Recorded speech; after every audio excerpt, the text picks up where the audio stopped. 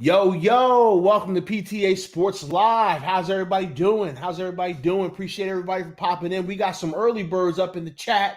All right, we got Viz and Kevin Cronin. They going back and forth in regards to the Eagles and the Giants, as if all the teams in the NFC East ain't ass.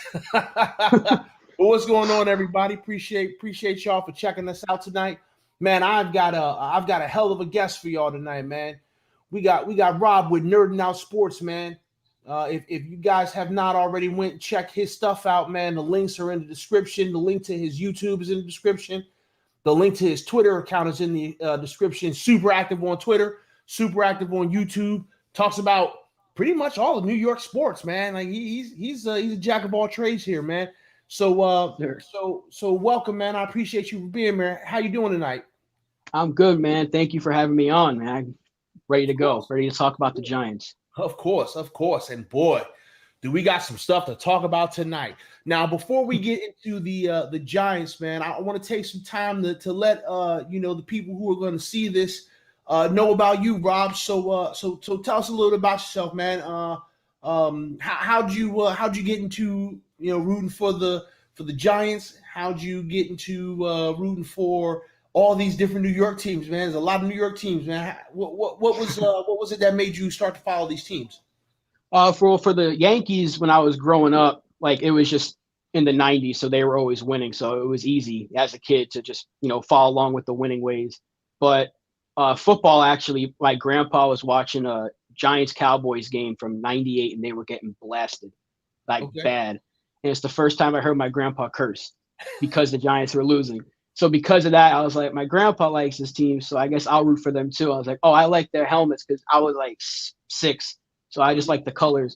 I didn't know anything about the sport, so then I started watching it more, and they sucked. And then they went to the Super Bowl like 2 years later, and I cried because they lost. So Okay. yeah, that's how I became a Giants fan, is because of my grandpa. And Brooklyn Nets, my hometown. So when I really was just like watching basketball, but once my town got a team, all right, I have something to root for because the Knicks just suck. Yeah, you do. I can't be a Knicks fan. Okay. Cool, man. So what was it that inspired you to start producing content on YouTube about these teams? I was bored during the quarantine and all that, and I actually back when in the TTC days, way back in like '08, I was doing this with the whole Giants Mafia thing. So I saw Bad Dog was still making videos, and a lot different now than when he was back then. But and I came across the Entertainers channel, and then that's how I found OGR, Hub, Kid Blue, you, and I was like, I might as well try it out. There's nothing really much to do besides work and then go home. So Right. it's really all it was. Okay. All right. That's what's up. Hey, I find that that's a story for like pretty much all of the newer channels. Is that we got introduced to this Giants YouTube community, via a lot of the same people. Yeah. I've told the story a thousand times, that I kind of got introduced to it through like, the Ron Effects, the Fist Vegas, the Cop Pizzles, the Christie Entertainers, the Bad Dogs. And as I expanded out and started watching other channels, I started realizing, man, there's a big following here, man. There's a lot of individuals here that we can talk Giants with, and I was all in. So it's really Absolutely. interesting. It's really interesting that's pretty much the story for a lot of us, man. It was a lot different back then, man, because it was just all trash talking. Like Cop Pizzle, I've known Cop Pizzle for a good 12 years now because of Mhm. YouTube. I've Right, never met him like personally, but I have friends with him on Facebook and Instagram and all that. But I've never right, met the guy personally. But because right. of YouTube, I feel like I know him. So I know that this YouTube thing is like a persona kind of. I don't know if he's really like that in real life, but I from don't what know back either. then, yeah. But Bad Dog, man, like he is. I consider it was like the Warriors. If you ever seen that movie, Uh-huh. Yeah. he was always like the Ajax of the Giants trash talkers. That man would go out and doesn't matter what, he was fighting somebody, and it was Yeah. great stuff. Yeah. I kind of came in during the tail end of some of the TTC stuff. Although I know that it still exists. it's very small, Yeah. and a lot of the people have kind of moved on to other stuff. But like I came into it kind of at the tail end, and I saw Bad Dog start to kind of change into what he is now, where he's given more opinion based stuff. Yeah. And it's been amazing watching him grow, watching Chris grow. Just watching some of these channels grow. And they did it relatively quickly too, and Oh, yeah. that just speaks to how good they are at what they do, man. So that's awesome, man. That's super awesome. Absolutely. Because back then, like if you had like 200 subs, you were one of the big dogs. And now I see that Bad Dog's like over 30K. And I'm just Yeah, he's killing it. I was happy for him, man. I don't know if he remembers me because I was pretty small on the totem pole, so to speak, of the video makers back then. I didn't really trash talk. I just talked about the game. But Right. yeah, it was fun back then, though. We had a good time. That's what's up. That's what's up. All right, cool. I'm just gonna give a quick shout out to some of the people who popped in. Dollar Beer with his cheap asses in here. What's going on, Dollar Beer? You son of a bitch. Edward Chan, how you doing? Afghanistan's up in here. Big Blue Jabroni, what's going on with you, Big Blue Jabroni? How you doing? Bradley's up in here. Nikki's up in here. I'm Team Nikki all day. Yo, Nikki is such a great supporter of all these channels. Appreciate her popping in. Not PTA. Is that a Jax? What you talk about the shirt? No, that's not. No, that's our evil. That's our evil Lord, man. He is at his most powerful during October. So we represent for him. Love that Dan. He's calling you Ajax. oh, wait a minute. I'm Ajax. I don't know if I'm Ajax, but I'm not. I don't listen. I don't fight people out here, man. I'm out here trying to show nothing but love, man. Nothing but love. I appreciate all y'all for popping in, man. Thanks for being here. Okay, so when people come to your channel, right? What are they going to get, man? What makes your channel the channel to go check out?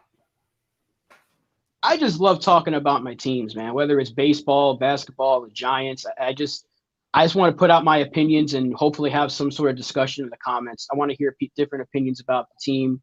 Whether it's negative, positive, if you agree with me or not, I don't really care. As long as you just like good football talk. That's all I really want to do on here is just talk about my team because, like I said, with the whole shutdown that happened earlier this year and there being not much to do outside of just work, I need to talk about sports somehow. So the best way to do it, in my opinion. This is the best way to do it. We're gonna talk about that a little bit, Dollar Beer. We're gonna definitely get into that. We'll get into that. All right, let's go ahead and transition into the very first topic. I wanted to talk about this in my breakdown video, but it wasn't really part of the game, so I left it alone, and I figured I'd touch on it here. So first things first. We had a big situation that happened at the end of the Giants-Rams game. All right, it seemed to kind of start a little bit during the game, and it escalated into some craziness, man. Did you hear about the team fight that happened at the end of the Giants-Rams game? I did, and I saw the video, and all I could watch was Nick Gates just throwing punches and throwing people off of each other. That's the only thing I noticed because all I can think about was like, that's Kid Blue's guy right there. Mm-hmm. I was just like, look at Nick Gates just throwing people around. That's the most fight he's shown all season at center. You know what? Half of the game. You're absolutely right, man. It looked like I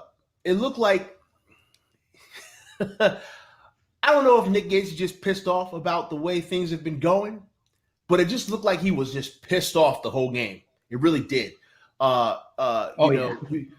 Him fighting with Aaron Donald, that was crazy. And he didn't back down at all. He was like, I couldn't believe that. He was like, I don't give a shit who you are. All right, you're not going to disrespect me. And so these two get into a little something. And then next thing you know, at the end of the game, Tate and Ramsey fighting. And here's Nick Gates throwing people out the way. I when I saw it, right, I wasn't even mad because I'm not a role model, y'all. Okay, do not base your life off of my life. I am not a role model. I am not the hero of the story. But I love a good team fight. Okay, I love a good team fight. it's weird, right? Because when you play, you're in your feelings the entire game. Okay. Mm-hmm. You could be like friends with the guy you're lining up against, but friendship's out the window when you're on the field, and so you get in your feelings real easy, and then you sprinkle in a little bit of personal issues, which was what happened with Tate and Ramsey. You sprinkle in a little personal issues, and you got gasoline on the fire. My second to last season playing football, we made it to the championships. We lost, and I started a team fight. I started a team fight. The reason why I started a team fight was not just off of the fact of just having a team fight, but because a couple of guys had said some things about me. Now, if you say some things about me, that's fine. Like, I don't got no problems with that. But then they made a couple of comments about my wife. And they didn't know. The thing about it was they didn't know that it was my wife at first. So when they found out that it was my wife, they had said a couple of, like, they were talking a lot of smack about me, and she happened to be sitting there. And then it was halftime. I walked up, she walked over to the fence. We talked for a second. I told her, hey, this was going on, everything's good, blah, blah, blah, blah. Talked for a couple of minutes, and when we got back, that's when they realized that was my wife, and that's when they kind of chirped a little bit more. And I was like, yo, it's on site with these guys. It's on site. So the game ended. The game ended. We lost. I was already pissed off that we lost. Actually, I'm telling the story wrong because the smack talk happened the week before during our like the championship game to get to the finals. So I had already had in my mind, yo, it's on site when I see these guys. And we lose the game. We're going down the 50-yard line to slap it up, dap it up at the 50-yard line. I ain't shaking nobody's hand. Fuck this whole team. The whole team. I don't care. And I knew a couple of the coaches on the team. I don't care. I'm not slapping no one's hand. And then one of the dudes had like made a similar comment that he made in front of my wife. And that set it off. I shoved them. We get into a tussle. The whole team, the entire team, both teams, we on the field just going at it. We going at it. So I personally love a good team fight. There's nothing like a good team fight. Now, what do you think? Because we heard that like the team fight was not Tate's fault. He was defending himself. That's what our head coach said. What's your thoughts on the team actually fighting? Like, how does that make you feel as a fan right now? I mean, they're going to show some fight that's not on the field. And if they're losing games, I guess they're a good way to bring them together some way. That's really it. I mean, there is a bit of an echo that you were talking about earlier. Oh, okay. I'll throw my headphones on. So a lot of people have been talking about like the culture and how this is like a bad sign for the culture. Do you think it's a bad sign? The culture thing's been talked about forever since Odell was here. Even before that, when Plack shot himself, they were talking about it. I don't really think it's that big of a deal because people want to talk about Tate being suspended, but I don't think wasn't he taking the PEDs for like trying to have a kid or something?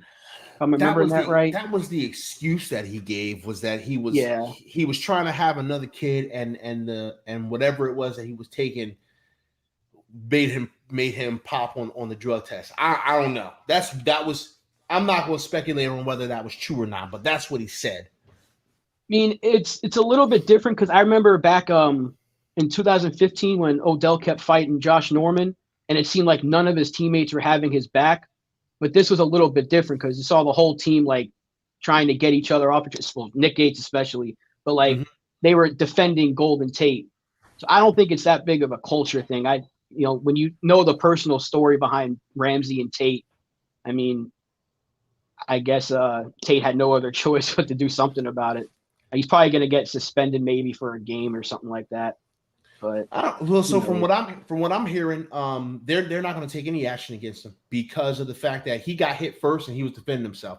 This is according to Joe Judge. They asked him about that this week during one of his conferences, and he said, based off the information I got, Tate got hit first, and he defended himself, and then the team had his back. Honestly, in terms of the culture, right? The fact that every Giant was involved, whether they were pulling people out, pushing people out the way, whatever the case may be. Like every Giant sprinted over there and they took care of business. And I mean, like, I personally think that's a good sign, man. If a player is getting attacked and you walking away, that means you don't care about the team. But the fact that the entire team was there, they're like, nah, man, you ain't gonna mess with our teammate like that. That I like it. I like it. I don't necessarily know if it's an indictment on the culture. I don't think it is. It sounded like the family was taking care of the family, and that's a good thing. I'm happy about that. I agree with that one, because like it's different if Tate just went out there trying to start a fight, but like you said, seeing everybody trying to at least do something in that fight, whether it was pull people off or just try to separate. Even when Joe Judge helped Saquon off the field, like we didn't see McAdoo do that. We didn't see Pat Shermer doing that. Hell no. I don't even think we saw Coughlin doing something like that. And we all love Tom Coughlin. So I don't think there's really a culture problem. I think people are just trying to make up controversy because the team's 0-4 and they want Gettleman out. I agree. I think that this team really likes this coach. I think that this team wants to go and play hard for this coaching staff, and I think that the culture seems like it's good. It does not seem like this team's quitting. I will say that they quit a little bit on that 49ers game. That was at the end of the game. It was like nothing we can do.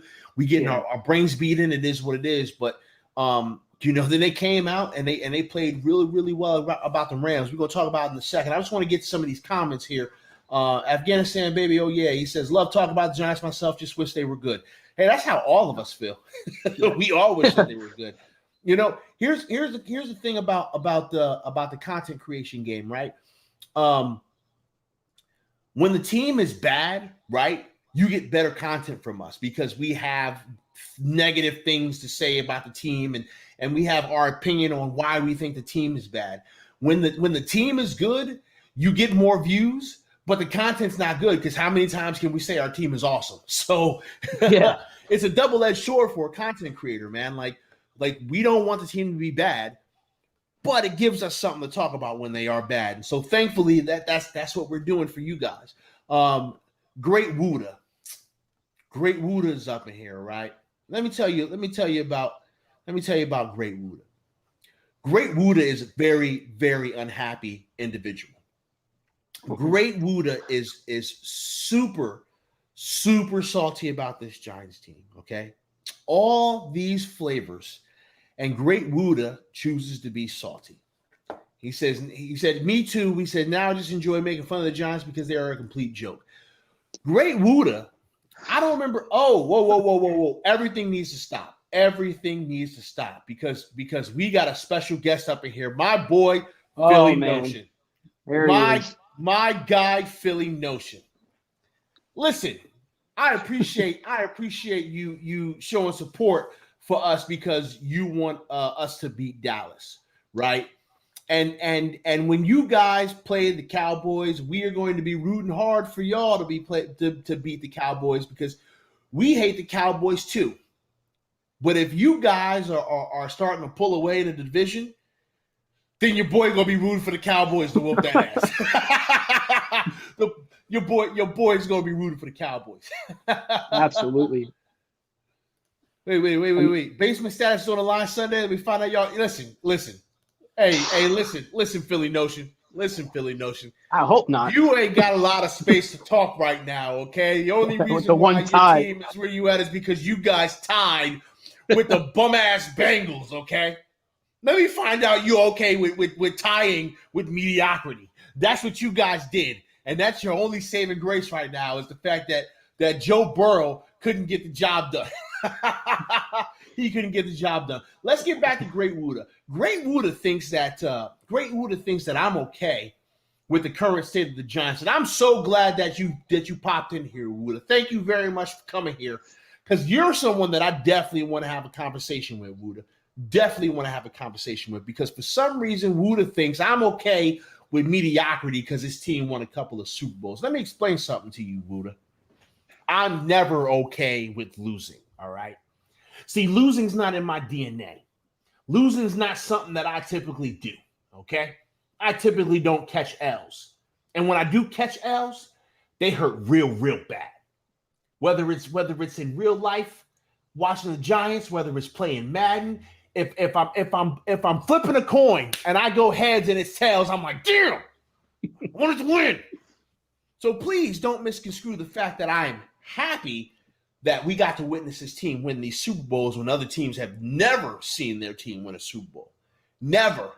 We got to see our team win a Super Bowl, and I take solace in the fact that we are blessed as fans to have gotten the opportunity to see that twice, okay? Against a team that, to be completely honest with you, we had no reason to be beaten. Those Patriot teams were crazy good. We had no business beating those teams, but we pulled together as a team and we won, and we all got to experience that. So sometimes you got to put things in perspective and go, well, it could be worse, man.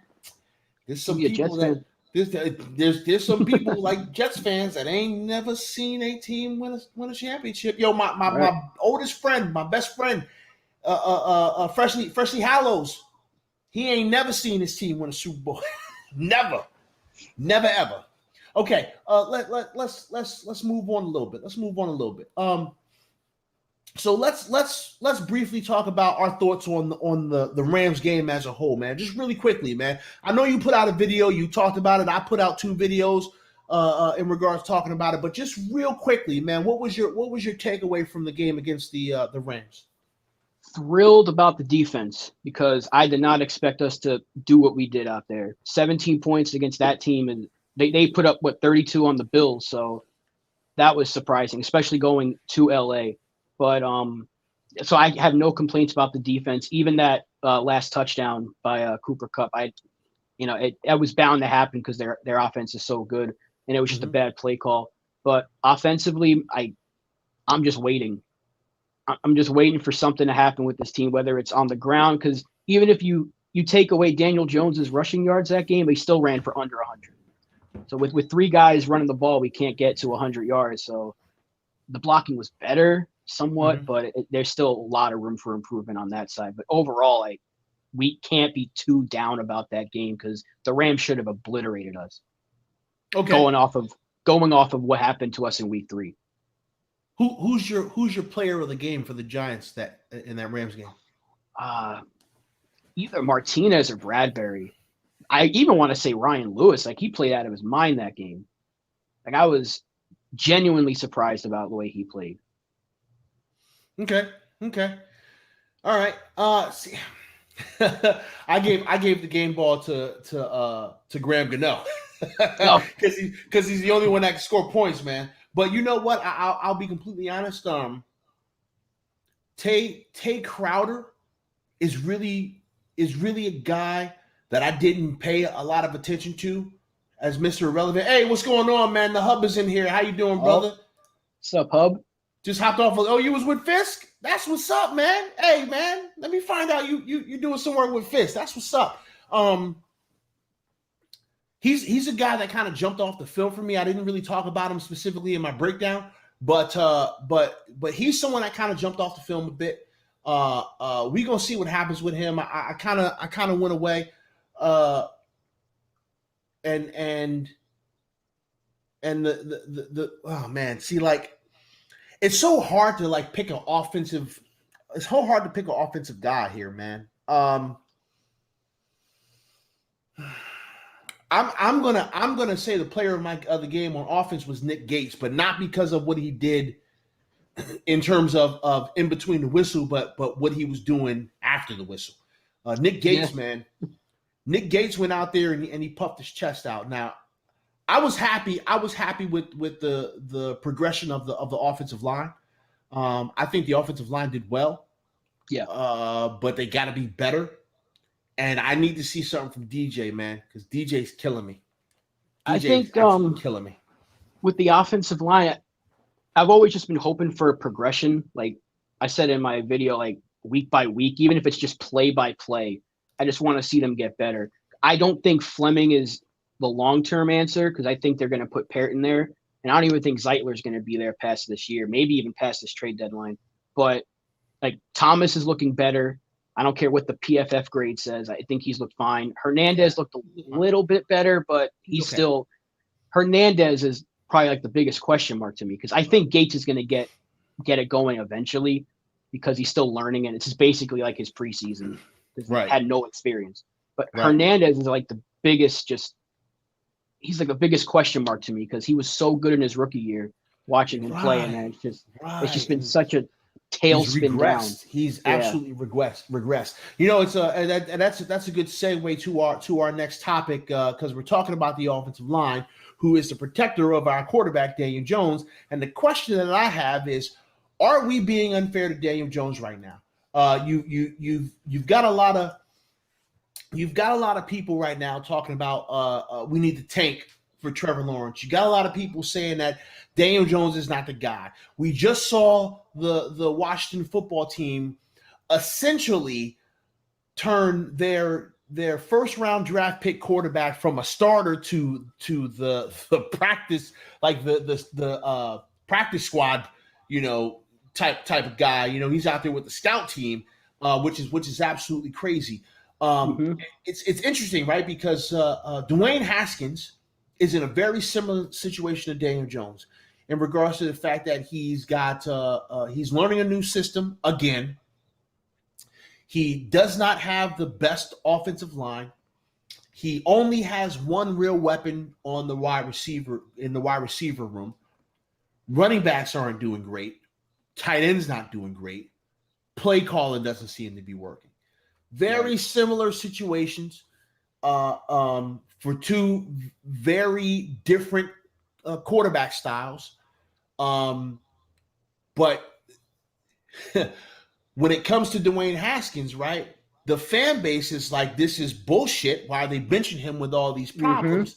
But for us, they're saying, oh, we need to tank for Trevor Lawrence. Right. DJ is not it. But these guys have similar stats, similar passing stats, similar everything. DJ fumbles the ball a little bit too much. Haskins throws through too many interceptions. Are we being unfair as Giants fans if the Washington football team, fans can be upset about the way they're doing Haskins and saying that they're not giving him a fair shake? How's it any different than our situation with our quarterback? I think the fans are being completely unfair because everyone says don't compare him to Eli, but that's really all we have to compare him to. That's all Giants fans have known since midway through 2004. And if we talk about DJ in his second year or his first 16 games and compare them to Eli's second year, Eli was terrible. Like the first 3-4 years, even 2007 in the regular season, he was terrible. And people forget that because he was so good in the playoffs. And Eli had a much better surrounding cast, like in terms of the line. And the offensive line wasn't even at its best at that point. They were still getting it together. But he had Plexico Burress, Jeremy Shockey, Amani Toomer, Tiki Barber, even Jim Finn at fullback. Like he had guys all around him, and he still turned the ball over a bunch. And people were trying to run him out of town after 2 years.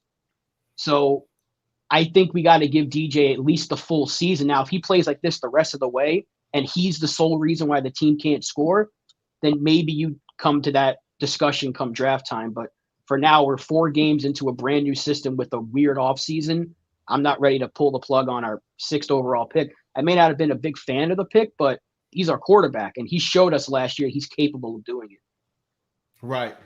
You know, it's funny because you talk about like Eli, comparing him to Eli. Lawrence Tynes posted something on Twitter, and he basically compared Daniel Jones' stats in year 2 to Peyton Manning's stats up to this point, right? Yeah.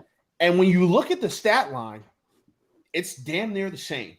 Yep. Now everybody's giving him hell because they're like, yeah, but Peyton Manning was a stud coming out of college, and Daniel Jones isn't even a first round pick, but we reached for him and blah blah blah blah blah. And I'm not comparing the two. I'm not saying that Daniel Jones is going to be Peyton Manning. I'm not saying that at all. But it's a very similar comparison that I have made in regards to the fan base. In regards to the fan base and the way that they're reacting to quarterbacks nowadays. Because we live in a society where we want instant gratification. Shut up, Dollar Beer. I just said that. We live in a society where fans, we want instant gratification. We want it now, and it's kind of the fault of this and this platform that we're using, right? Because if you need an answer to a question, you can get it right now. You need a recipe to a dish, you can get it right now. You're trying to get tickets to the football game, you can get it right now. You can get everything right now. So we're a society where we want everything right now. And if our quarterback was Peyton Manning, right? Let's just say hypothetically, if we had Peyton Manning as our quarterback right now, with the stats that are very similar to Daniel Jones, right now, people would be telling us, we need to tank for Trevor Lawrence. We need to tank. We got to tank. We got to go get Trevor Lawrence. And we pass up on Peyton fucking Manning. Listen, I know it's a hypothetical, okay? I know that it's a hypothetical, but at the time, right, no one knew that Peyton Manning was going to turn into Peyton Manning, Hall of Famer, first ballot, one of the best quarterbacks to do it. All right? I'm not saying the best. I'm saying one of the best quarterbacks to do it. In year 2, we did not know that Peyton Manning was going to become Peyton Manning. And we'd be saying we need another quarterback. And then Peyton Manning would go somewhere else and do Peyton Manning things. And the entire fan base would be like, well, what the fuck? Why didn't he do that with us? And it's like, because you didn't give him time. You didn't give him the opportunity. The Washington football team is doing that with Dwayne Haskins. I was not a fan of Dwayne Haskins coming out of college. I did not want us to draft him. I also didn't want us to draft Daniel Jones. All right. Yeah. I wanted Josh Allen out of Kentucky. That's who I wanted. That one. But we don't know. We don't know what Dwayne Haskins can be. Dwayne Haskins can become a Donovan McNabb. But he can also be a Jamarcus Russell. We don't know. We don't know. The fact of the matter is this. I'm not going to throw our current quarterback into the garbage, okay? Not 16 games into his career. 16. Absolutely. He's played 16 games. He's getting ready to go play his 17th this Sunday. I'm not going to throw my quarterback into the garbage. Now, as you said, if we're getting close to the end of the season and Daniel Jones is looking like trash bag garbage, then we can have that conversation. Like then we can. You know what, Buddha? You've said something that I absolutely agree with, because you got people saying that Andrew Thomas is a bust after 4 games. Are you serious? Are you serious? Do you see the level of competition that Andrew Thomas is going up against? In the last four games, man. In the last 4 games, he's, with the exception of San Francisco, they didn't have all their beasts. But every other team, they had their beasts. They had their best players. They had their starters. Andrew Thomas went through a murderer's row, and he's getting ready to continue to go through a murderer's row. And he's a rookie, all right? He's not fucking Eric Flowers. He's not. No. He is Absolutely not Eric Flowers. He had way more talent than Eric Flowers did coming out of college, all right? There was a long stretch of time where he was the best tackle in the draft. And then some other people showed up and their minds got changed. But like, it happens all the time, though. No, we can't sit here. We can't sit here and be unfair to Daniel Jones when we don't know what Daniel Jones is going to be. And y'all going to be real fucking salty if we go, oh, let's get Trevor Lawrence, and then we trade, right? We trade Daniel Jones away for a fucking bag of peanuts. We draft Trevor Lawrence. The team still sucks, and DJ goes somewhere and he's an animal. Y'all gonna feel real dumb, and I'm gonna be sitting in front of this camera saying, y'all real fucking dumb. We should have waited. Going back to the fans, these are the same people that were screaming Danny Dimes after week 3 last year and week 4, when he had that comeback against the Bucs, and then we barely beat Washington. I mean, the offense wasn't that good. The defense was great that day, but he didn't look that good in that second game against Washington. But people were screaming, that's the future. That's the future. And then what happened? He won 1 game the rest of the way, but he still looked pretty good. The team around him just is not good right now. And I think fans are a little too demanding. Like, we know it's a rebuild and we need to have patience, especially with these young guys, especially Jones and Thomas.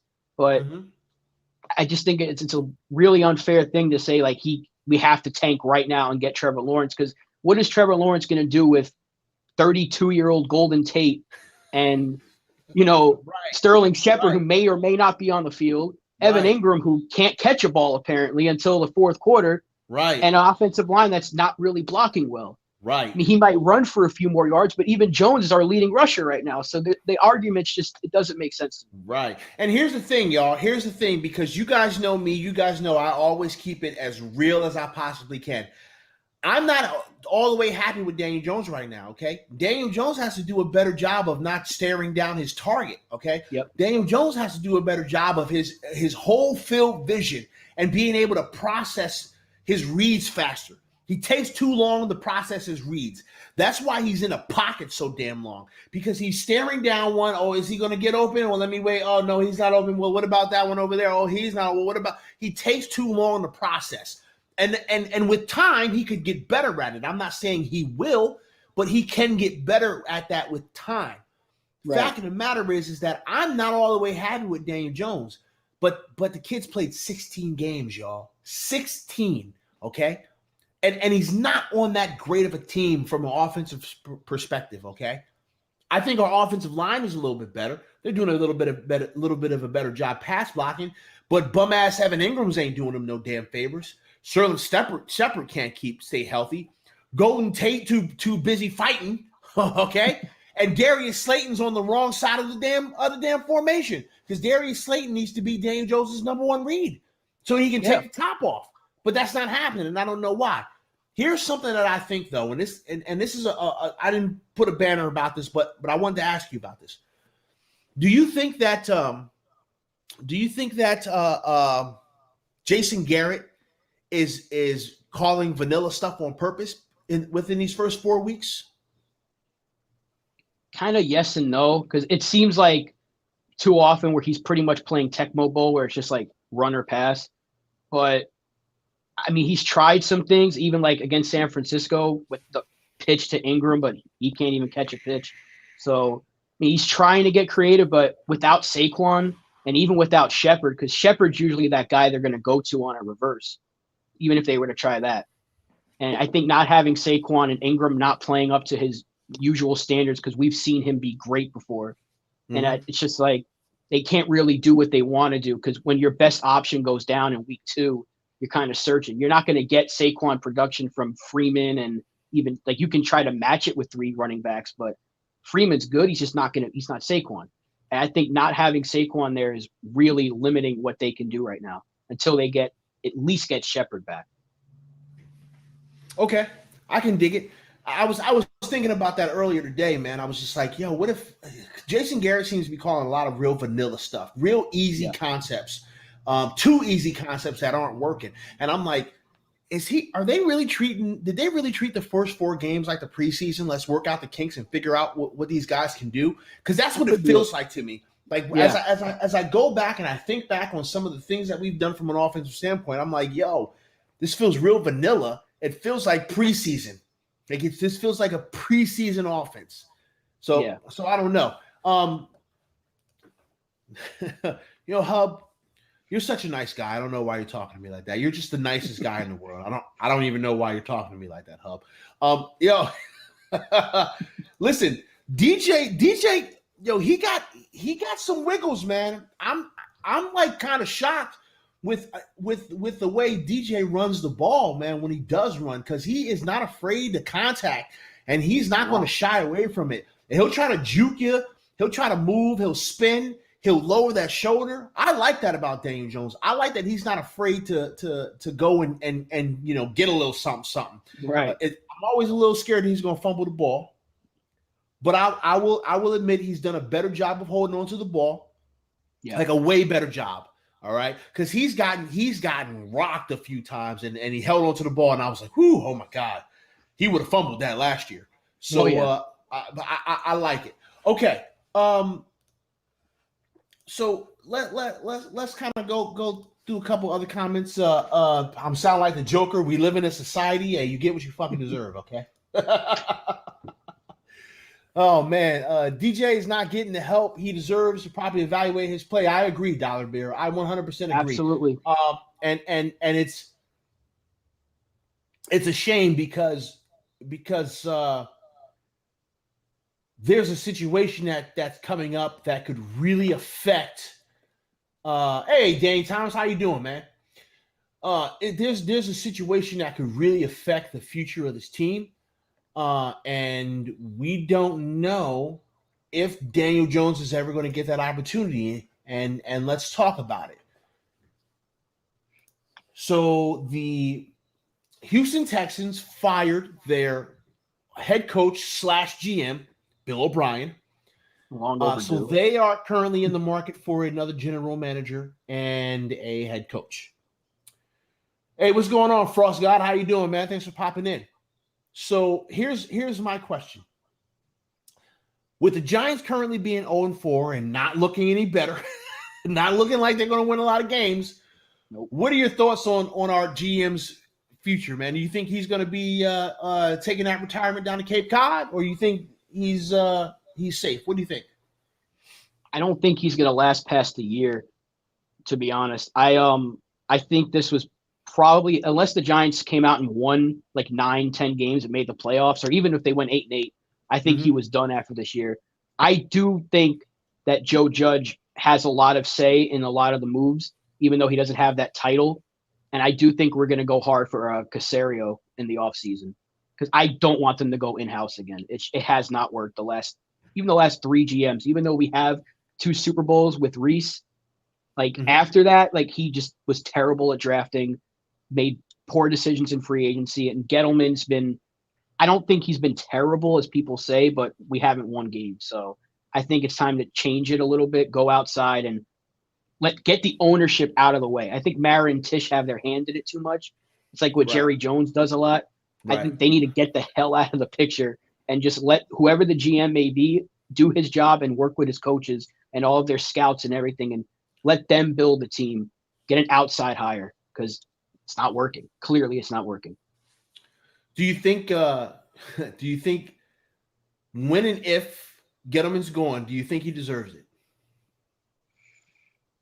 Kind of yes and no, because we're going to probably be like maybe 11 wins in his 3 years here, and that's terrible. Mm-hmm. But I don't necessarily disagree with a lot of his moves, even when he first got here, because even though the Giants sucked in 2017, they still had a lot of money invested in that defense, and he was given a pretty bad hand to deal with. Mm-hmm. There was rarely any cap space, so he had to move JPP to sign Nate Solder. Even though Solder hasn't worked out, it was still a necessary move. He drafted Will Hernandez. He committed to fixing the line. Didn't work out the way he hoped for, but he at least made that attempt in his 3 years, bringing in Solder, Hernandez, Zeitler, even Mike Remmers, even picking up Jamon Brown off waivers. He's made that. He's made those moves to at least try. Whereas Jerry Reese drafted 3 linemen in the first 2 rounds in his entire time as GM, and none of them were any good. I mean, Justin Pugh's probably the best one of that group, and he's gone now. Yeah. So he's I think he's made good moves. Even the Alec Ogletree move, if we're being honest, made sense when they made it, because our middle linebackers sucked.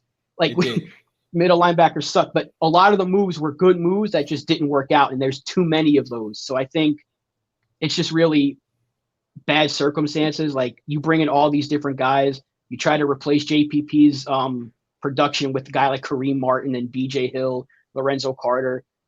Carter was pretty good. Even Hill was pretty good. Martin just couldn't stay on the field.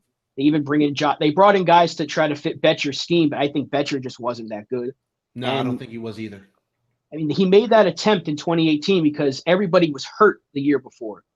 When you go and look at 2017, Odell was out, Marshall was out, Shepard. The offensive line sucked.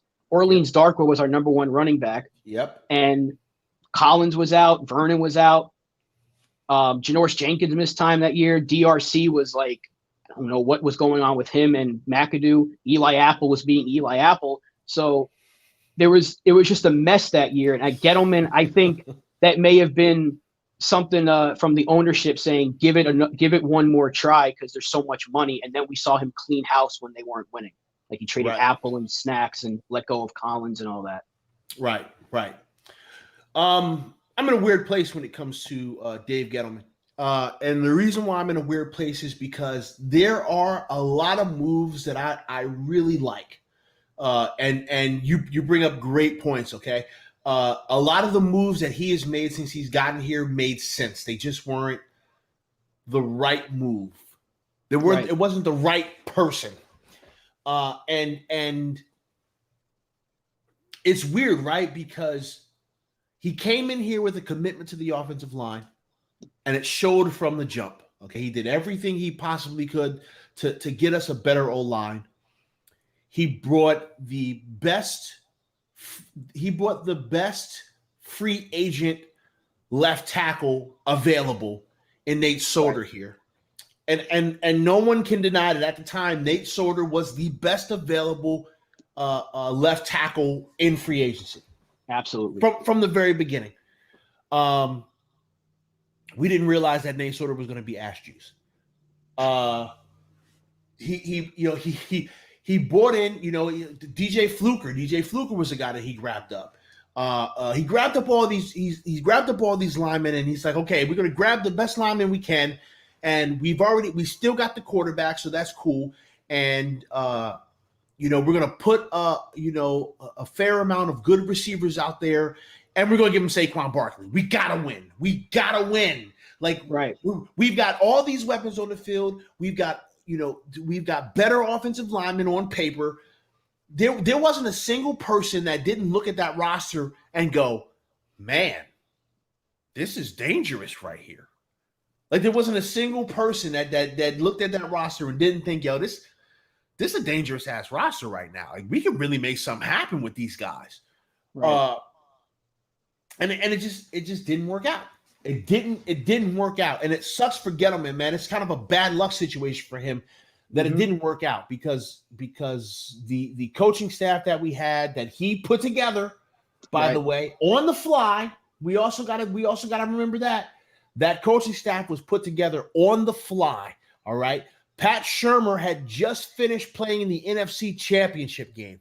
That whole staff got thrown together last minute, which is the reason why this current coaching staff felt better.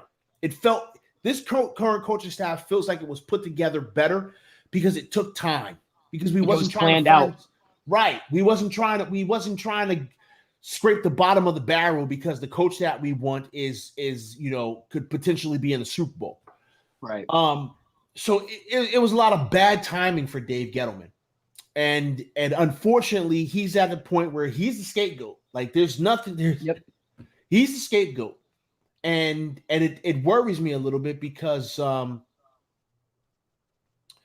going to bring in a general manager who has to work with Joe Judge. Now, if we do get that gentleman from the Patriots, what's his name? I can never get his name right. Nick Caserio. Caserio. I'm gonna have to learn how to say that if he shows up here. If we do get him, then there's a better chance that he's willing to work with Joe Judge. But typically you get the GM first, and then you get the head coach. And I don't think that it's going to be a situation where we're going to fire everybody. We're going to blow it up because I think this coaching staff is pretty good, and we're going to have to see. But I'm at a point where I can't defend Dave Gettleman anymore. Right. If he's not here at the end of this year, so be it, man. He got a shot. He did everything he could. It didn't work out. It's time to go. And I wholeheartedly agree. I wholeheartedly agree that we should have we should have someone from outside of the organization show up here and figure this all out. We absolutely should. Hey Viz, I'm gonna lose you for half of a second, but that's true.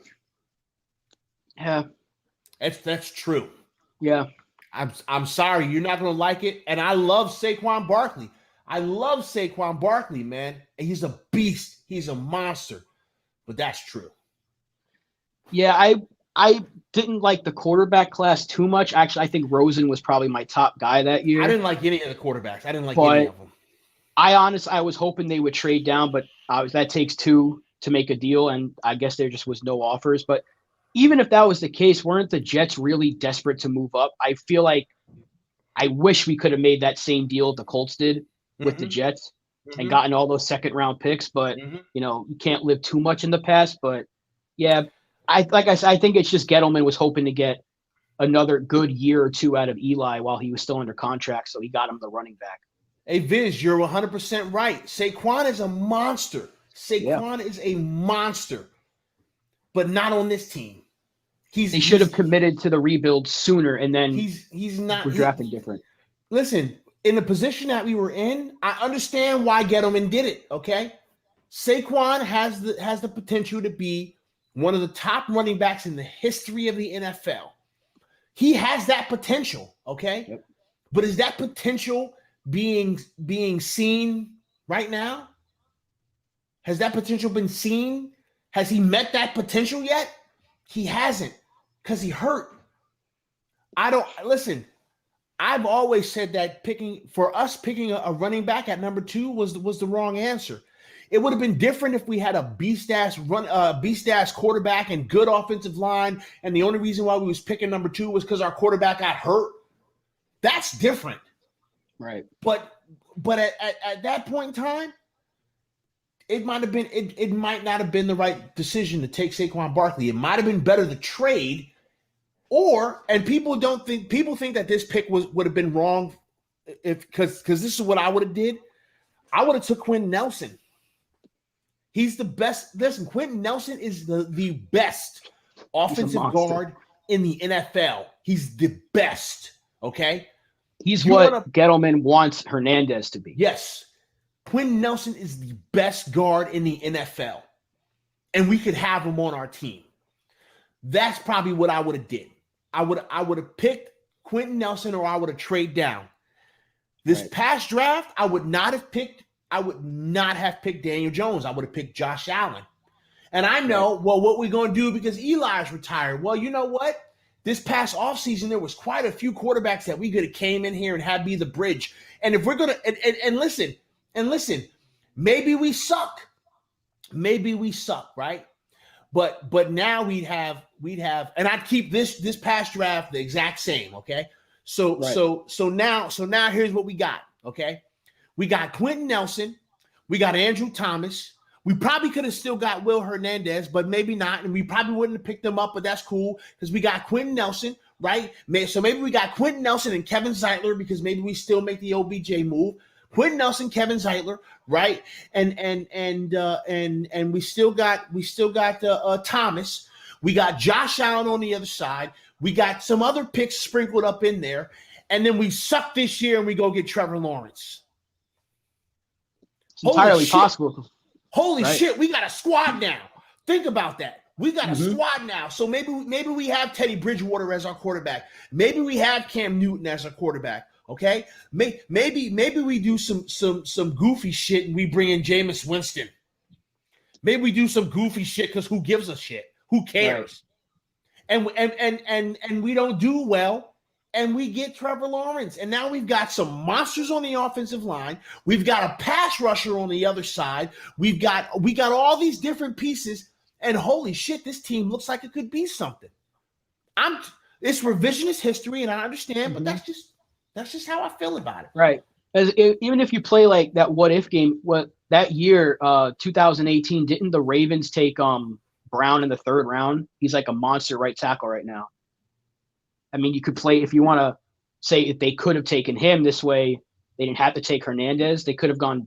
If we're playing that what if game, you could have taken Darius Leonard in the 2nd round. And had your middle linebacker and then gone tackle in the 3rd round, or even a guy like Braden Smith. So if we're going to go back to past drafts, look at Jerry Reese in 2016 and 2017. Laramie Tunzel fell to him in 2016. He takes Eli Apple. And then he takes Ingram in 2017 when we really didn't need a tight end. And Ryan Ramczyk was on the board. TJ Watt was on the board. So it's just like missed opportunities. It's been the story of the Giants drafts with Jerry Reese. I think Gettleman's been very good though at draft. Hey, Wuda, you're absolutely right. You do not take a guard high in the first round, right? You don't. But it was a no-brainer that Quentin Nelson was going to be the best guard in football, which is what he is. Quentin Nelson is the best guard in football, yo. The best, number one.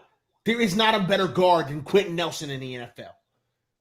I will spend a high first round draft pick to have the best guard in. Quentin Nelson is going to be a Hall of Famer, guaranteed, at a very important position, in my opinion, the trenches. I don't give a shit about a Hall of Fame running back if I can get a Hall of Fame offensive lineman. Because I know that, all right, cool, I got this offensive lineman. Let's build around. Look at what the Cowboys did. Look at what the Cowboys did. You know how many fucking first-round draft picks the Cowboys used on linemen? And we talk about them wanting to be one of the top lines in the league. That's all Jerry Jones did for like 3-4 years in a row. He was like, lineman. Then he took the running back. And then he took the running back. And then he took the running back. Look at the Cowboys. That's what the Cowboys did.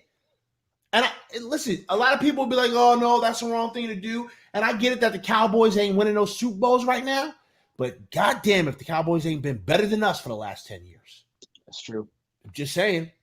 Look at the Eagles. Eagles did the same thing. I know Eagles is getting ready to be in cap helicopters, and they gonna be struggling next season. But they picked a bunch of linemen. They just got lineman after lineman after lineman after lineman. Yo, you build through the trenches, man, and then you worry about all these. You worry about all these specialty players later, man. That's what I think.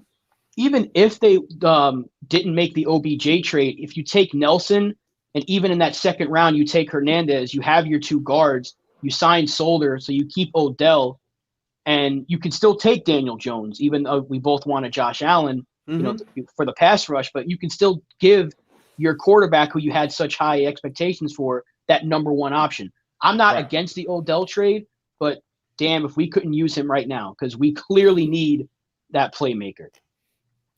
I mean, it sucks to watch Odell ball out in Cleveland, but I mean, at the end of the day, it is what it is. Hey, look at that! Look at 45 straight interceptions. You have better.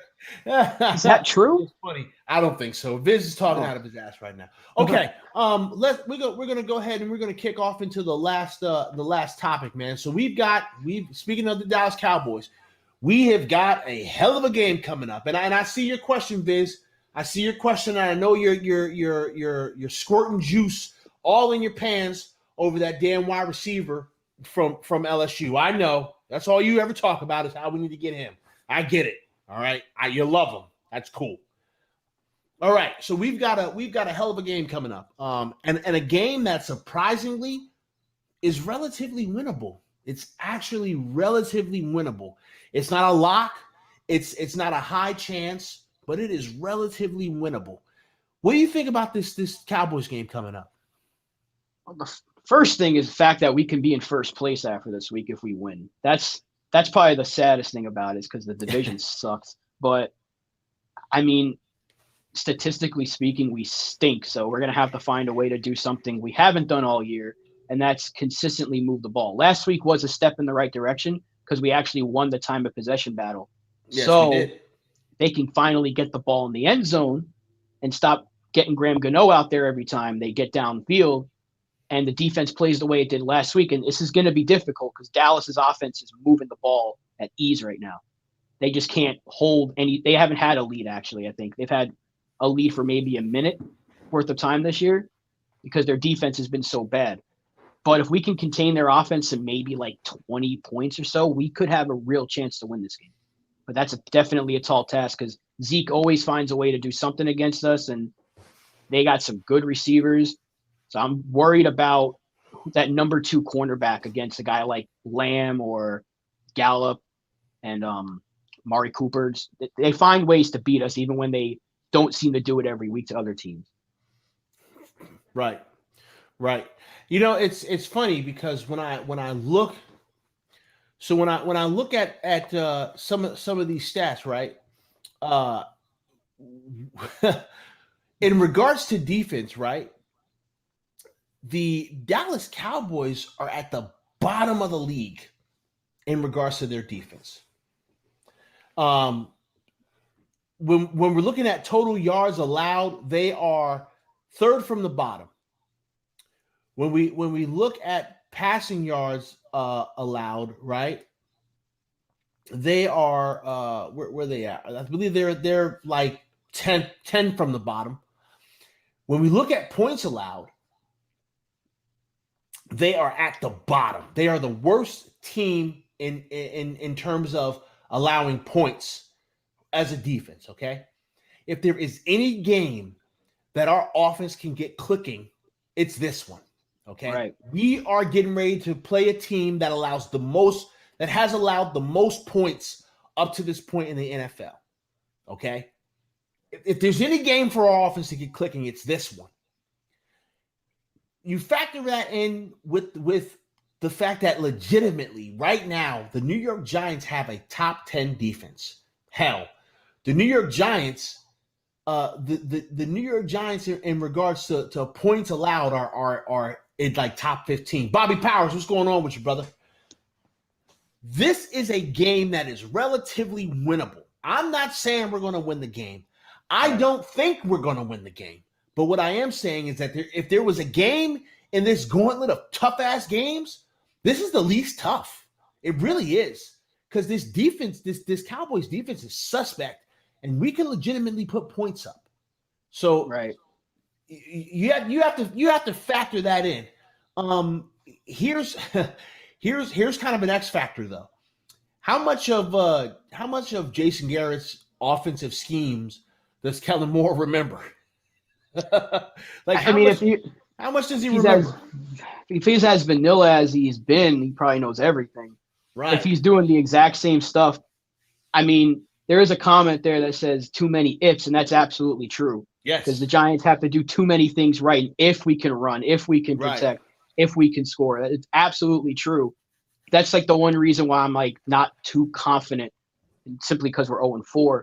But Jason Garrett's play, he has to try to think outside the box. Maybe like you said earlier, he's just been getting the vanilla stuff out of the way because it's the first 4 games. Right. We knew we weren't going to be that good, but now that the division is still somehow within reach, maybe now he tries to open up the playbook just a little bit more. Maybe the line is fired up after what happened last week. Like, hey, we actually had a shot to beat a really good team. Yeah. Realistically, the Giants could be 2-2 if the offense was just somewhat average. 100%, we could absolutely be 2-2 right now. We could 100% be 2-2 because we could have hell, we could have been 3-1 if our offense was worth a shit. Yeah, legitimately, because we could have beat the Steelers. We had a shot. We could have beat the Bears. We had a shot. We could have beat the Rams. We had a shot.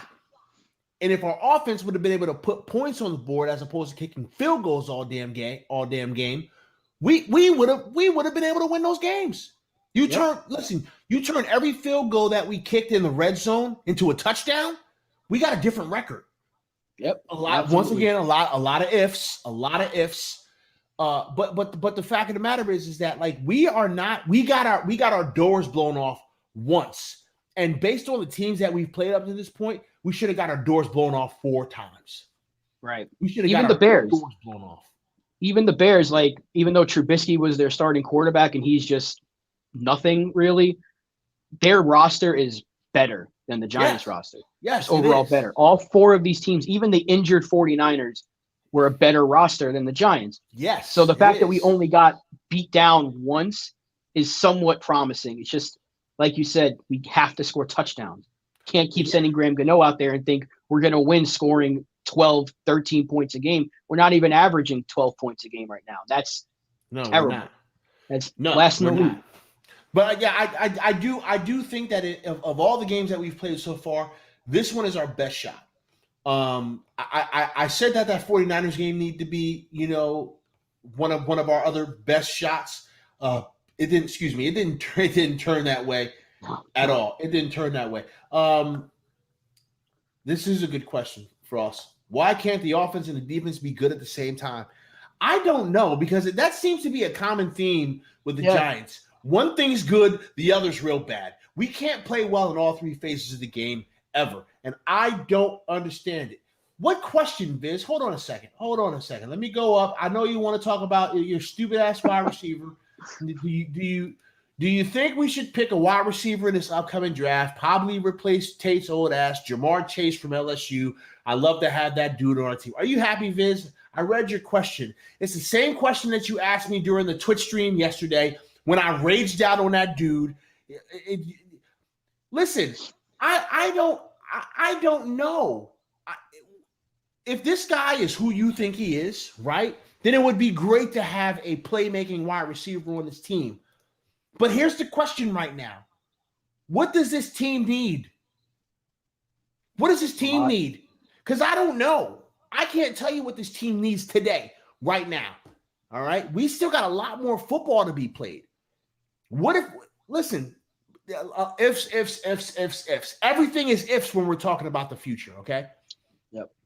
Especially with this team. What if one or two of these wide receivers that we have on a practice squad or at the bottom of the depth chart turns into a Darius Slayton? Because we didn't think he was going to be anything last year.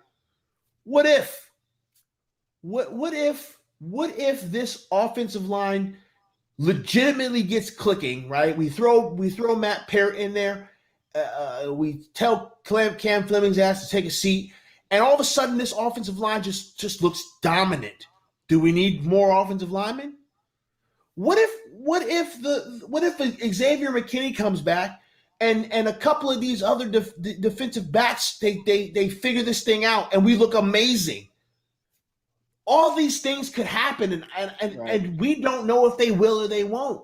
That's why talking about the draft right now is fucking pointless. Because we don't even know what the rest of the season is going to bring. What's the rest of the season going to bring? Who's going to step up? Who's the dark horse? Who needs to get the fuck out of here? We don't know. We really don't know. And that's the reason why I can't have this. I can't have these draft talks right now because I don't know what our priorities are. What free agents are going to be available? Huh? Who's going to tell the current team they're on to fuck off? I don't want to sign with you. I want to test free agency. We don't know. There's so many things can happen between now and the draft. We still have all these other things that are going to happen between now and the draft. We have to go through the entire free agency. Who's going to be here? Who's going to leave? Who are we going to sign? But you're talking about a fucking wide receiver right now. Who knows, bro? That's why we don't talk about the draft right now. It's too early for any team. The best team or the worst team. We don't know what's going to happen between now and the draft. Hey, what happens if, knock on wood, I don't want anything like bad to ever happen, but what happens if your boy gets clipped in the leg and fucks his knee up? Is he going to be a first round draft pick again? Nope. We don't know. Everybody's getting all hyped up about these fucking draft picks. We don't know what the hell's going to happen between now and the draft. Right. We can sign up. Hey, you said who would sign with us? Who would sign with us? You know what's funny? I bet you asked that question last year. I bet you asked that question the year before that. And the year before that. Everybody's losing their mind about Blake Martinez and how good of a linebacker he is. He signed with us. What about Bradbury? Bradbury could have went and jumped on a team that was a fucking cornerback away from being great, but he came to the Giants. So to ask that who would sign with us, a lot of people will sign with us if they think, you know what? If I go to that team and I play with that team for a couple of years and I ball the fuck out on a team full of bums, guess what I can do after my contract's over? Go make more money. This is a business, man. Not everybody's in it to win a Super Bowl today. Some people want to go to a bad team so they can look like the best fucking player in the world on a team full of bums, and then their agent can go, hey, contract's coming to an end. How about you double our salary, or we're going to go find somebody else because right now everybody talk about my player. Y'all not thinking about these things. These are the things that you need to think about. That's why all these players have signed short deals with the Giants. because they get to come here, ball out for a couple of years, and increase their stock on a team full of bums. I mean, like, big blue jabroni. You're right. Everybody wants the most money, but for some people, it's about the long game. If I'm a young player and I can go on the Giants and ball out because I know I'm the shit, and I sign a short contract, and I want to sign a 2-year deal. I just want to sign a 2-year deal with y'all, team friendly. I'm not going to ask for a whole shitload of money. I'm still young enough to go and play somewhere else. So I'm going to play on the Giants for a couple of years. I'm going to increase my stock, and I'm going to go play for the Kansas City motherfucking Chiefs and win a Super Bowl. Bro, it's the long game. It happens all the time in the league. It happens all the time. I'm just saying, man. Yep. It happens all the time. Is it a gamble to do that? Yes, because you can always get hurt. You can always have a down year, okay? But it's also a gamble to sign that franchise tag because you're not on a long-term deal. That's why people don't want to sign it. But they get to go when they get to – that's the way this thing works sometimes. You don't make more money if you're on a bad team. That makes more sense. No. You make more money if you're the best player on a bad team and your contract's coming to an end and you're the best player. You're balling out. You think if James Bradbury signed a 1-year deal, came here, balled the fuck out, that somebody wouldn't go, hey, yo, we need James Bradbury. You don't think another team is not looking at that? You don't think other teams aren't looking at that? It's like Logan Ryan. Logan Ryan's not a bum. I know he's playing really well. Late, but it's COVID season and some people didn't sign. Jadeveon Clowney. Who did Jadeveon Clowney sign with? Didn't he go to the Titans? I think he went to the Titans at the last minute. Jadeveon Clowney. Bro, don't base it off of right now. This is the way that this works, man. I'm just saying. I'm just saying. Yeah, he went to the Titans. What's the point of him being here for a year, balling out, and then going 4-12 and leaving? Because if he balls out, he increases his stock. And if he's balling out on a team that's got a rough ass schedule full of rough ass opponents, but he's balling out against those rough ass opponents, you think another general manager is like, you know what? James Bradbury looked really good, but he played on the Giants. Yuck. Yeah. No, that's not what they're saying. Yo, James Bradbury looked good as shit on them Giants. The Giants look like ass, but James Bradbury's a monster. Yo, let's offer this man a deal. Let's bring him over here. We want him. That's just kind of the way it works, man. I know it sounds crazy. And no, Bradbury didn't sign a 1-year deal. But if Bradbury had signed a 1-year deal and he was balling out like this year, you don't think teams wouldn't be knocking his fucking door down saying, yo, we want you. Don't re-sign with them Giants. They ain't going nowhere. You want to win a championship? Come over. Imagine the trade offers we'd be getting for him if that was the case. Oh my God. The trade offers would be disgusting if Bradbury came here on a 1-year deal. Disgusting. All right. Hey, what's going on, man? How you doing, man? Thanks for popping in, man. How's everything going, man? I hope you're doing well. Okay. So here's what we're gonna do. Because I didn't got listen, Rob. This is what I do, man. I get my comment section riled the fuck up right before we get ready to end the stream. That way they come back and they yell at me later. It's fine. Clowney didn't sign to a bad team. He didn't sign to a bad team. But where was Clowney before that? Clowney was on Seattle. He was on Seattle. And he balled out on Seattle. Okay. I'm trying to think of another player who went to a bad team, played really, really well, and then went and signed a monster contract somewhere. Because it's happened a few times.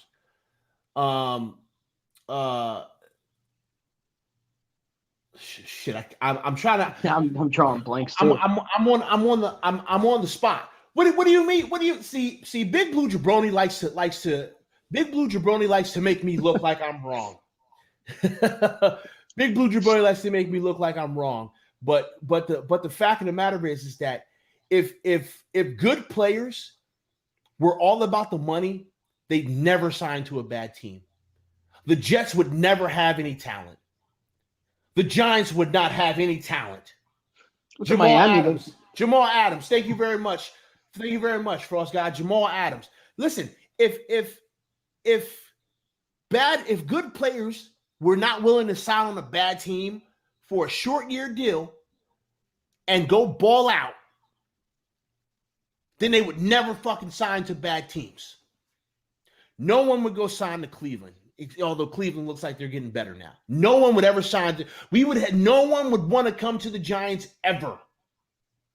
Ever. It's true. We got one of the top cornerbacks out of the NFC South. Think about that for a second, Big Blue Jabroni. We got one of the top corners from the NFC South, a division full of monster-ass wide receivers, and he came and he signed here. He could have signed anywhere, but he came here. What do you think? He's stupid? Even Byron Jones, when he was one of the top corners on the market, he went to Miami, who wasn't very good last year. I mean, they were better than us, but a lot of times players go somewhere else because they can go there, ball out on a short contract, and increase their stock. And they'll go play somewhere else later, or they'll help make the team better. I mean, like that's the way it goes sometimes. Otherwise, bad teams would stay bad because good players would never fucking go there. Right. My question is, what good does that do us? Say we sign DeAndre Hopkins for 1 year instead of getting an insane first round prospect for 4 years or more, and then we still do bad with D Hop. He gets like $20 million and he fucking leaves. What good does that do? I mean, listen, I don't know if that does us any good. But what I'm saying to you in relation to your question, Viz, is the fact that you're talking about a wide receiver in fucking October, bro. We don't even know what's going to happen the rest of the season. We don't. We don't know what's going to happen the rest of the season. That's why talking about the draft right now is dumb. It's just dumb. God forbid Trevor Lawrence gets his shit rocked and breaks his fucking arm. God forbid. Y'all still going to be talking about tank for Trevor? No, you're not. In terms of the receiver, I mean, it's possible one of those guys like Austin Mack could come up and play well. I like Austin Mack. I even like Benjamin Victor too. But Austin Mack reminds me a lot of our Steve Smith that we had in 07 and 08, like a smaller, good route runner, guy that's going to get like a possession guy, just get the catch and not really going to do much afterwards. But he's a guy that's going to run his route, get the possession, whatever yards you need. He reminds me of that player. I'm not saying he's going to be what Steve Smith was for us, but if we can get something along those lines, we just need someone to step up. But I think it is too early because we don't know where we're going to be picking. We could be picking first, or we could somehow go and win 4 or 5 games and still be picking 6, which will put us in a position for a receiver. But you don't really know what those guys are going to give you. You don't really know what we're going to get from anybody the rest of the way. Exactly. 100%. Okay, Big Blue Jabroni, you said good players go to bad teams for a large amount of cash and nothing else, and there's nothing wrong with that. Do you think James Bradbury is a good player? Do you think James Bradbury is a good player? Hey, Rob, do you think James Bradbury is a good player? Yeah. Why the fuck he come here for on a $10 million a year average contract? Why the fuck would he come here and get $10 million a year? That's He's going to be the number 1 corner on this team for the next at least 2 years. And if he's that good for 3 years, a year. Good players, listen. Good players don't always go to bad teams for large stacks of cash. And hold on a second. Let me just see something. How old is James Bradbury? James Bradbury is 26, right? His out is after 2 years, so that would make him 28. He's a free agent at 29, and he'll probably still have. No one offered James Bradbury more than a $10 million a year average. Are you serious, Big Blue Jabroni? Big Blue Jabroni. James Bradbury was one of the best corners in the NFC South. You think no one offered him more money than that? Are you serious right now? I love you, Big Blue Jabroni, but you drinking too much tonight. You drinking way too much, and the mask is too tight, bro. I guarantee you, he got offered way more than a 3-year, $30 million contract. what was his guarantee? With 19 guaranteed at signing. 19, bro, your mask is too tight tonight, Big Blue Jabroni. I gotta loosen the straps up, man. I guarantee you he got offered more than that. I guarantee you he got offered more money than that. Guaranteed. So Frost God said the Lions offered him more than that. Guaranteed. Now, here's what we do know about James Bradberry. I do know the reason why James Bradberry came here. I know the exact reason why. Dave Gettleman. Dave Gettleman is the reason why Bradberry came here. He even said it himself. Dave Gettleman. I mean, I can't. I don't have proof that the Lions offered him more money, right? Because I'm not an agent and I don't know nobody in the Lions. But I know for a fact he probably got offered more money than that. He showed up to the Giants because of Dave Gettleman. That was the main reason why he showed up here. A lot of people talk about Gettleman, but wasn't it Will Blackman, when he was part of our team in 2011, he said something that Gettleman did for him right before he left, right after the Super Bowl. I forgot exactly what it was, but a lot of people speak highly about Gettleman. So he gets a bad rep from the fans because, the team sucks, but a lot of his players liked him for what that's worth. Some guys didn't like him, maybe like Josh Norman. I mean, listen. Hey, I would love to have Big Blue Jabroni in here, but we're gonna be wrapping up here soon because I told Rob I told Rob I'd only take a little bit of his evening. But if you want to have him on, man, I'm all for it. It seems like how much we got 10:06. Hey, Big Blue Jabroni, are you prepared to jump on camera right now? If you're prepared to jump on camera, but we're only gonna go for like another 20 minutes. We only gonna go for 20 minutes, 20 more minutes. If you're prepared to jump on camera right now, which I know you're not. Which I know you're not. There's some prepping and some pruning that you got to do. But if you're prepared to jump on camera this second, I'll be on again soon, so no rush. Okay, yeah, of course. Because Big Blue, here's the thing. Me and Big Blue Jabroni argue a lot on cam, okay? But Big Blue Jabroni is my brother. So we're allowed to argue a lot because that's my brother. He's a good guy, man. I like it. I love this channel. Big Blue Jabroni is my brother. He is my tag team partner. All right. Me and him going to win the world championships one of these days. Hey, he's got the mask ready, so that's why he's my tag team partner. We're gonna win the tag team championships one of these days. We're gonna win that shit. Okay. Nikki, I love you, Nikki. Nikki, you're the best, man. I'm not the god, I'm just the guy. I'm not the god, I'm just good. So Gettleman was sent to the Giants to destroy us. No, Gettleman cut his teeth here. He cut his teeth with the Bills, but he cut his teeth here. No, I'm not. I don't stream games, Giants fan, because I'd be too focused in on trying to figure out what the hell's going on. And if I'm streaming the game, I'm trying to pay attention to the chat. Something's going to get ignored. Either the chat's going to get ignored or the game's going to get ignored, and it's got to be the chat because I'm not ignoring the game. I was saying about Gettleman, it seems like the only people that don't like him are the people that he's like, yo, you got to go. I'm cutting you. I'm releasing you. I'm not resigning you. I'm not giving you this money, which I can understand, right? When somebody tells you, hey man, you ain't worth us bringing back. You ain't worth us rehiring you. I can see why you'd be salty, but like people don't dislike Gettleman. Gettleman don't seem like a jerk. He don't seem like an asshole. He seems like a businessman, and sometimes he makes bad business decisions. That's just what it is. Right. Okay, listen, guys. We've been going for about an hour and 23 minutes. What we're gonna do is we're gonna get ready to head towards the end. So this is what I want to do. I'm gonna throw a couple of softballs at Rob here, right? And then we're gonna go ahead and we're gonna wrap this bad boy up. So, all right, tell me, man, what is your non-Super Bowl related? What is your favorite New York Giants memory? Non-Super Bowl related? Can it be playoff related? Sure, but it can't be we won a Super Bowl because of course that's our favorite memory is winning Super Bowls. All right.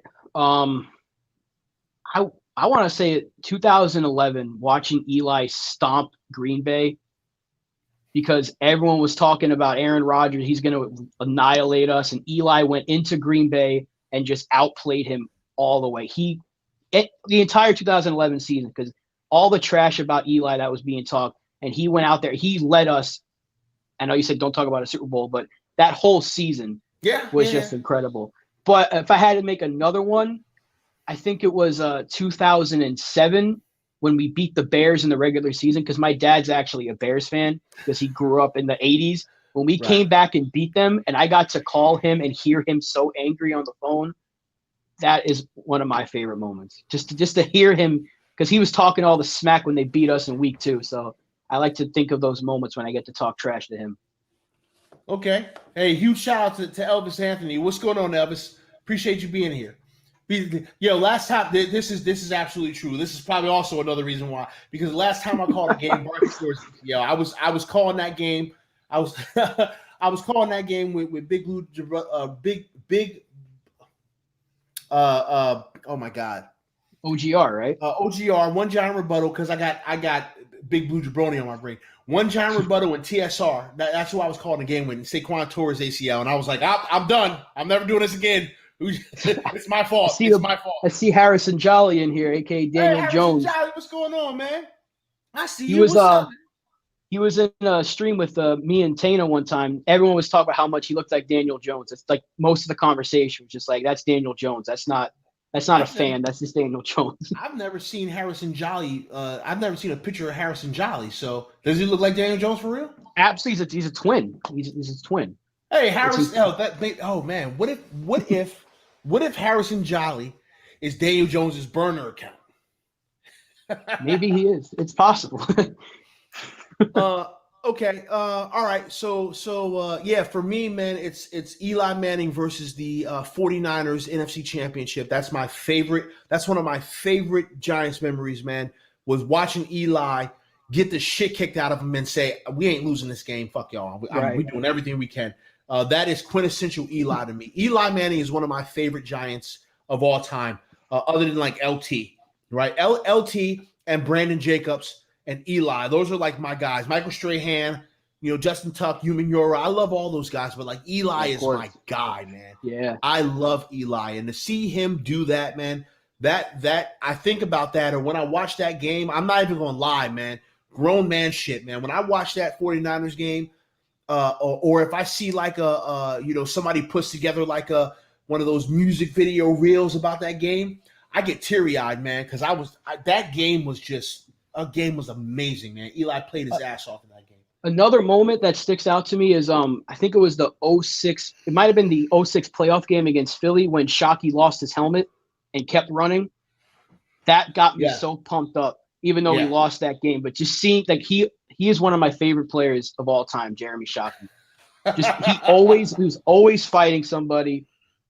Oh man. My bad, Harrison. Hey, that's just Harrison Jolly, y'all. He's just a regular dude. He is not Daniel Jones. That's not his burner account. That's not his burner account. All right, y'all. Okay. Who's your favorite all-time Giant, not named Eli Manning or Lawrence Taylor? OC. Good. I think he was like the second. Well, actually, Shockey was my first jersey I owned. I always liked Amani Toomer and Strahan, but every time I saw OC play, just because he never looked like he should be that overpowering in his position, right? Because he was always just so quick, but he was always making a big play. And I think it was I got his jersey like as a gift one time, and I was so happy because no one could say his name. So every time I'd wear it to school, they'd be like, "What does that say on your jersey?" So him and Justin Tuck as well, because I had a jersey and I almost got in trouble for wearing it because the security at my school thought it was a different word. Yeah. That's a good one. Phil Simms, I like that one. Mark Bavaro, that's a good one, man. Yeah, Mark Bavaro was a goon. He was a goon. Roddy Hampton, that was another guy that I really liked. Amani Toomer, Victor Cruz. I got a lot of Giants that I really, really love, man.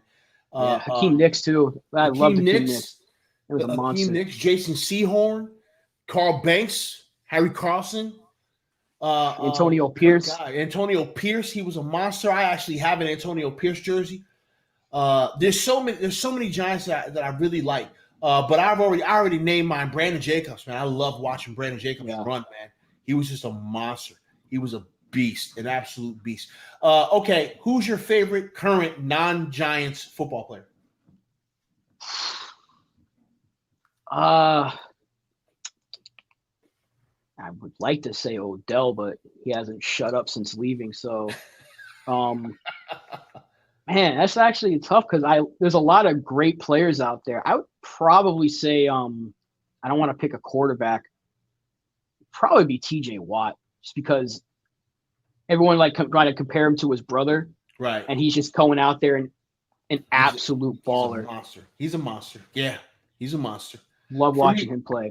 For me, it's Khalil Mack. I love watching Khalil Mack. Yeah, that's a great one too. I love watching Khalil Mack do his thing, man. He's just a monster, and he's a game wrecker, man. He's a guy that you have to game plan for Khalil Mack. Where the hell is Khalil Mack at right now? We need to know at all times where that man's at because he is a monster. All right, cool. So listen, at this point in time, man, I'm going to go ahead and get ready to give the floor to my boy Rob from Nerd Out Sports. I really appreciate him coming here. Evan Ingram, that's who I would trade. I would trade Evan Ingram's ass today. He's got to go. I don't want him on my team no more. I would trade Evan Ingram in a heartbeat. Bye, Evan. He's gone.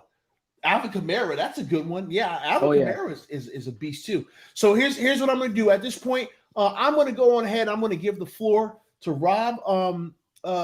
Hey, man, you go ahead and anything you want to say, anything you want to plug, the floor is yours right now, man. Go right ahead. All right. Well, Pest, thank you for having me on here. I messaged you on Twitter, and you got right back to me and said, you can come on. This was a lot of fun. If you want to come subscribe to my channel, you're more than free to do it. That's all up to you if you want to talk Giants football. I loved having the conversation, whether it's negative or positive. And hopefully the Giants start winning some games, man, so we can have some good news to talk about. So we're not talking about all these L's we've been taking lately. But 100%. Yeah, man, this is fun. I'm hoping we can come on here and do this again sometime soon. Absolutely. Listen, one of the things that I always say in regards to PTA Sports is that my name is on the channel, but this is our channel. Anyone that ever comes on this show always has an open invitation to come back, unless they come on here and act like an ass, and then they can't come back. But everybody's got an open invitation. I love people whose opinions don't mesh with mine. That's one of the reasons me and Big Blue Jabroni get along so well, because he thinks differently than me, and I love it. I don't want to have people on here that I agree with. I want to have debates. I want to have us get our opinions out there. I love having people in the comment section who think I'm wrong. I'm good with that. I don't always have to be right. I get a lot of stuff wrong. All right. So yeah, man, my channel is your channel. It's our channel. My name just happens to be on it. So, and you know what? Yeah, I really appreciate it, man. It was funny because when you hit me up and said, "Hey, do you need another guest?" I remember what I said. I said no, because you're my guest. Yep. And I was super happy that you reached out to me. And yeah, definitely need you to be here. We are building a hell of a community here. I guess we are starting to get enough people to where we can do some roundtables here soon. So we're gonna be doing that. Rob said if you want to subscribe to his channel, I'm going to tell you to go subscribe to his channel right now. Go do it, okay? That's your homework assignment. Your homework assignment is not to go to a random place and say PTA sent me. Your homework is to subscribe to Nerding Out Sports and then go in his comment section and tell him PTA sent me. I also need everybody to hit the thumbs up, please. Please hit the thumbs up or the thumbs down if you want. You can hit whatever one, because as long as you're hitting one of them, it lets YouTube know that I don't suck. Even if you tell me that I suck, I get that engagement. Additionally, some relatively big news. I recently became an affiliate on Twitch. It's not really a big deal, but it is kind of a big deal though, because it essentially says that I have a following, and Twitch finds me validated to be able to go there and be monetized. So listen, if you're a fan of me, if you are a fan of watching someone play Madden, please come and hit the follow on my Twitch channel, please. It really does a lot for me. I'm not really doing this for money, right? But everything that I make goes to this, all right? So whenever I get to a point where I am monetized, everything that I make goes to making this channel better. It also goes to making my league better for Twitch, because that's what I'm doing a lot, is I'm playing my football, my Madden league on Twitch. But everything that I get, man, is going to go into making this better, okay? We are on the road to becoming a legitimate channel. You guys see that I have I got some professional logos made, got some professional backgrounds made. You know, I am legitimately trying to be as professional and to help this community out as much as I can. And I can't do it without you guys. Viz is talking in the comments. Viz is talking. Viz always talks in the comments. I'm actually pretty good. At Madden. You can go to my Twitch stream, my Twitch channel right now, because the video on demand is always there, and you can watch me play my last couple of games.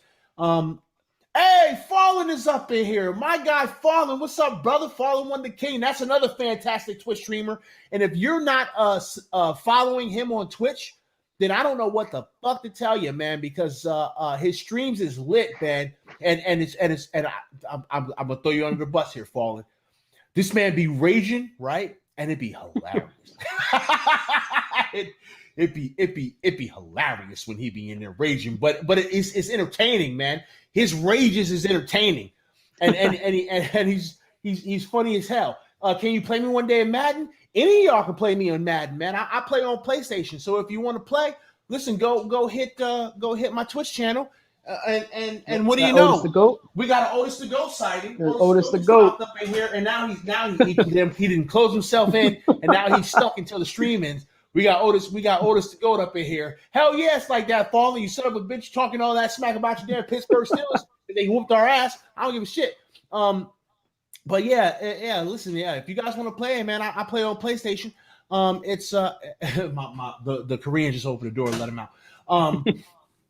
Yeah, so listen, come hit me up on Twitch, man, because I'm monetized there, and the more people that I have that follow me and watch and listen, you don't even gotta subscribe, okay? You don't even gotta subscribe. You can just come follow. It's free, and when it's in the description, Frost guy, it's in the description. It's in the description of every single one of my videos. Go click on one, and go click on one of my latest videos and look in the description. Go follow me, right? Jump on, and even if you don't watch the whole time, right? Keep the tab open, hit mute, and go on about your business so I can get the views. Listen, this is all about the views, all right? It's all about how many people sit and watch me do my thing. So listen, listen, support your boy, support Nerd Now Sports, support everybody in the Giants community, support my boy Fallen One the King. Listen, Fallen needs to have more people watching his streams, okay? Because his streams are good.